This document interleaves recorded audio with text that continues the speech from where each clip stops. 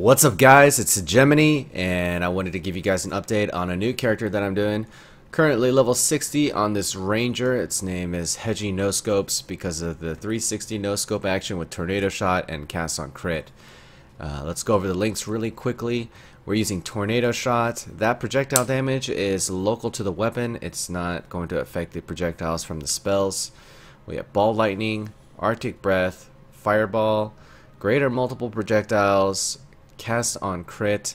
I don't have the single target set up with barrage. I'll do that later. Currently we're using a doom fletch, and the reason I don't have a 5-link 6 socket is because I don't want to invest too much into this. This weapon is doing a lot for early levels. We'll want to switch into a Wind Ripper eventually. We have 40% increased critical strike chance, giving us a 7% crit chance total with 1.65 attacks per second.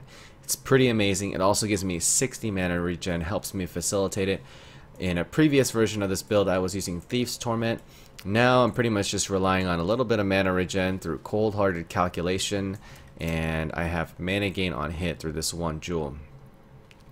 We will continue to get this jewel and this jewel eventually as I see fit. I also have some mana regen on my ring, and that's it.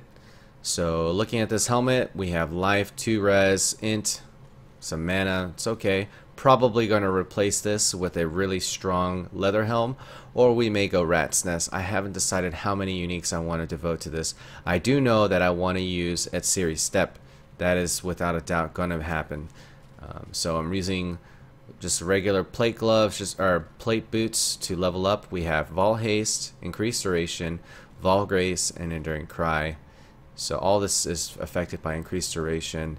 It's kind of gives me options, you know, when I'm fighting and engaging certain fights. Sometimes I want more damage, sometimes I want more avoidance. The quiver is very simple. It's got life, 2 res, and crit chance. It's the most important thing. This ring is kind of on the physical end. We don't really need physical damage, as we just need to proc COC. So this covers int, life, mana, life gain on hit, and resistances. Then we have Gloomfinger, which is just resists. The energy shield is pretty much wasted. I bought this chest piece for 32 chaos.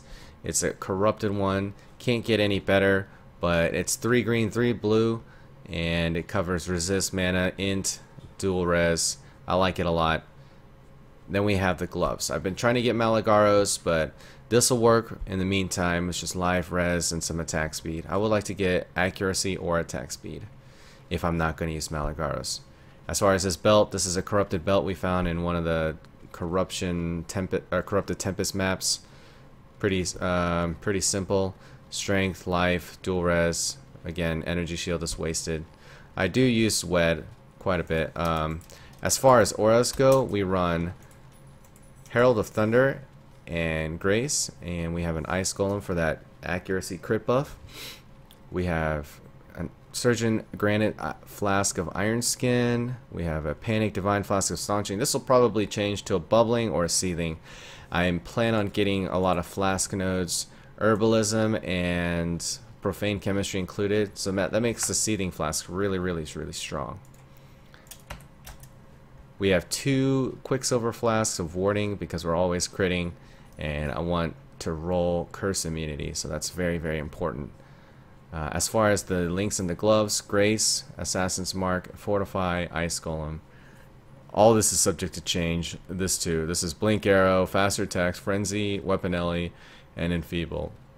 Here we have Curse on Hit, Assassin's Mark, Herald of Thunder, Chance to Flee. This will probably change to Blind when I am high enough level to swap this in, 64. But yeah, any of this can change. As far as the tree, I would recommend that you start out Ranger, go out this way. First node, pick up the attack speed.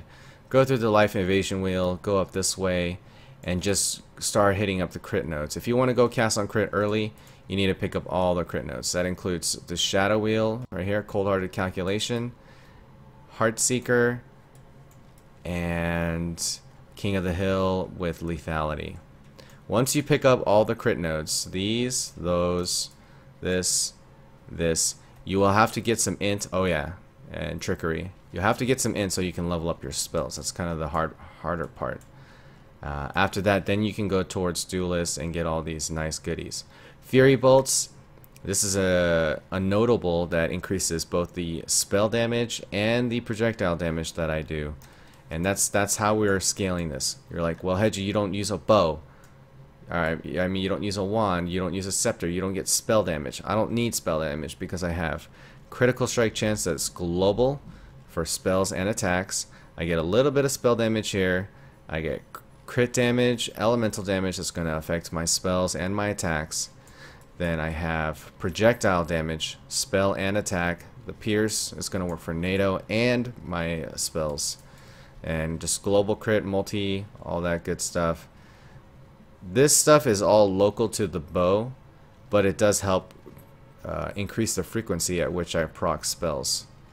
More global stuff. But yeah, that's how I'm scaling the build. That's how the build works.